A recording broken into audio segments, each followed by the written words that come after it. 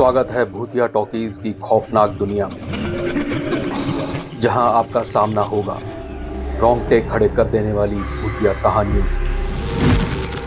आज की कहानी एंजॉय करें। होली अनहोनी। होली का त्योहार था और पूरा शहर रंगों से सरोबार था। गली गली में बच्चों की हंसी और लोगों के मस्ती भरे गीत गूंज रहे थे। लेकिन एक घर ऐसा भी था जहां खुशियों के बजाय एक अजीब सा सन्नाटा छाया हुआ था। यह घर था नीरज और उसकी पत्नी प्रिया का। नीरज एक सॉफ्टवेयर इंजीनियर था और प्रिया एक स्कूल टीचर। दोनों की शादी को 5 साल हो चुके थे, लेकिन अभी तक उनके कोई संतान नहीं थी। इस बात को लेकर प्रिया हमेशा डिप्रेशन में रहती थी, लेकिन नीरज उसे समझाता कि सब कुछ ठीक हो जाएगा। होली के दिन सुबह से ही प्रिया का मूड खराब था। उसने नीरज से कहा, आज मैं किसी से मिलने नहीं जाऊंगी, तुम अगर जाना चाहो तो जा सकते हो। नीरज ने उसे समझाने की कोशिश की, लेकिन प्रिया नहीं मानी। दोपहर को नीरज ने देखा कि प्रिया किचन में कुछ बना रही है। उसने पूछा, क्या बना रही हो? प्रिया ने जवाब नहीं दिया। उसके हाथ में एक कटोरी थी जिसमें वो कुछ सफेद पाउडर मिला रही थी। नीरज ने ध्यान से देखा तो पाया कि वो पाउडर नॉर्मल नहीं था, उसमें से एक अजीब सी गंध आ रही थी। ये क्या है? नीरज ने पूछा। प्रिया ने अचानक मुड़कर नीरज को देखा। प्रिया की आंखें लाल थीं और उसके चेहरे पर एक अजीब सी मुस्कान थी। ये तो होली का रंग है, प्रिया ने कहा। तुम्हें भी लगाना है?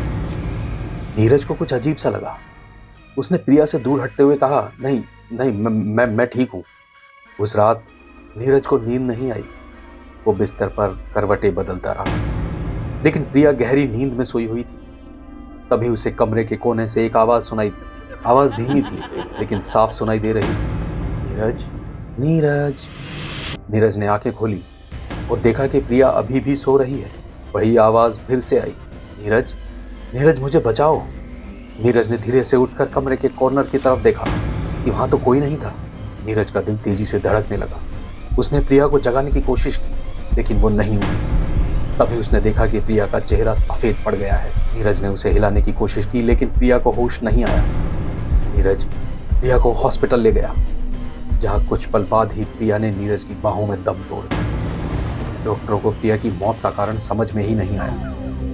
नीरज को यकीन नहीं हो रहा था कि उसकी पत्नी अचानक से कैसे मर गई। वो भारी मन से घर लौटा तो उसे किचन में वही सफेद पाउडर दिखाई दिया। उसने उसे उठाया और सूंघा।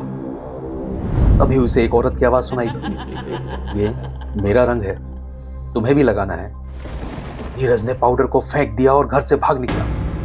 वो सीधे एक पंडित जी के पास गया और उन्हें सारी घटना कह सुनाई। पंडित जी ने उसे बताया कि यह कोई साधारण मौत नहीं है। प्रिया के शरीर में एक शैतानी आत्मा प्रवेश कर गई थी और उसी ने उसकी जान ली है। उन्होंने नीरज को चेतावनी दी कि अगर वो सावधान नहीं रहा तो उसकी भी यही हालत हो सकती है। नीरज ने पंडित जी से इन सब से बचने का उपाय पूछा। पंडित जी ने कहा, तुम्हें उस आत्मा को वापस बुलाना होगा और उसका सामना करना होगा, लेकिन ये खतरनाक हो सकता है। नीरज के पास पंडित जी की बात मानने के सिवाय और कोई रास्ता भी तो नहीं था। उस रात वो घर लौटा और पंडित जी के बताए अनुसार पूजा की तैयारी की। जैसे ही उसने मंत्र पढ़ने शुरू किए, कमरे का तापमान गिरने लगा। तभी उसे प्रिया की आवाज सुनाई दी, नीरज, नीरज मैं यहां हूं। नीरज ने आंखें खोली और देखा कि प्रिया का भूत उसके सामने खड़ा है। उसकी आंखें लाल थी और उसके हाथों में वही सफेद पाउडर था। ये मेरा रंग है, तुम्हें भी लगाना है? नीरज ने डरते हुए पूछा, तुम कौन हो? प्रिया के भूत ने जवाब दिया, मैं वो हूं जिसे तूने भुला दिया, मैं वो हूं जिसे तूने मार डाला। नीरज का दिमाग तेजी से घूमने लगा। उसकी आंखों के सामने एक पुरानी याद तैरने लगी, जिसे वो बरसों से दबाए हुए था। कई साल पहले की बात है। नीरज और मीरा गहरे प्रेम में थे। मीरा नीरज से बहुत प्यार करती थी, लेकिन नीरज के परिवार को उनका यह रिश्ता मंजूर नहीं था।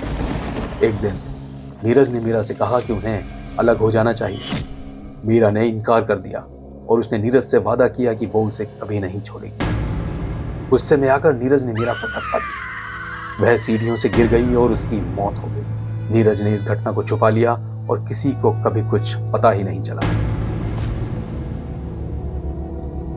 लेकिन मीरा की आत्मा ने उसे कभी माफ नहीं किया था। प्रिया के जिस्म में प्रवेश करने वाली आत्मा मीरा की ही थी। वो नीरज से बदला लेना चाहती थी और उसे उसी तरह दर्द देने के लिए उसने प्रिया की जान ले ली। नीरज को अपनी गलती का एहसास हुआ, लेकिन अब बहुत देर हो चुकी थी। नीरज को समझ में नहीं आ रहा था कि वह क्या कहे। नीरज की आंखों में आंसू आ गए। उसने कहा, मैंने तुम्हें मारा है। मैंने मीरा को मार डाला। मुझे माफ कर दो। मीरा की आत्मा चीखते हुए बोली, माफी? तुमने मेरी जान ले ली और अब तुम माफी मांग रहे हो? तुम्हें भी वही दर्द महसूस करना चाहिए जो मैंने महसूस किया था। तभी पंडित जी वहां आ पहुंचे। उन्होंने मंत्र पढ़ना शुरू किया और भूत चीखते हुए गायब हो गए। अगले दिन नीरज ने पंडित जी से पूछा, क्या वो वापस आएगी? पंडित जी ने कहा, नहीं, लेकिन तुम्हें इस घर को हमेशा के लिए छोड़ देना चाहिए। यहां अब कोई नहीं रह सकता। नीरज ने पंडित जी की बात मानी और उस घर को हमेशा के लिए छोड़ दिया। लेकिन आज भी जब होली का त्योहार आता है तो लोग उस घर के बारे में कहानियां सुनाते हैं। कहते हैं कि वहां एक औरत का भूत रहता है जो लोगों को सफेद रंग लगाने के लिए बुलाता है, और जो भी उस रंग को लगाता है वह कभी वापस नहीं आता। क्या आप मेरे साथ होली खेलना पसंद करेंगे? हैप्पी होली। कहानी कैसी लगी फ्रेंड्स? कमेंट करके जरूर बताएं और चैनल पर नए हैं तो सब्सक्राइब जरूर करें। भूतिया सफर जारी रहेगा अगली कहानी में। Thank you friends.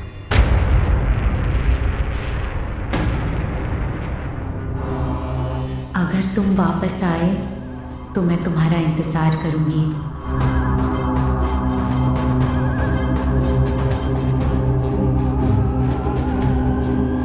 आज से इस परिवार पर मेरी नजर रहेगी। इनके कर्म और इनकी नियति मेरे हाथों में है। अतीत की एक दहशत भरी दास्तान ने शिवानी की रूह तक हिला दी थी। उसके तो होश उड़ चुके।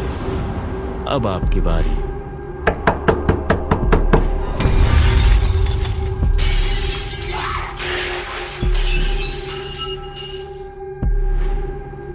क्या आप जानना चाहते हैं मेरा अतीत? एक ऐसा अतीत जो सिर्फ अंधेरे में छुपा था, अब सामने आने वाला है।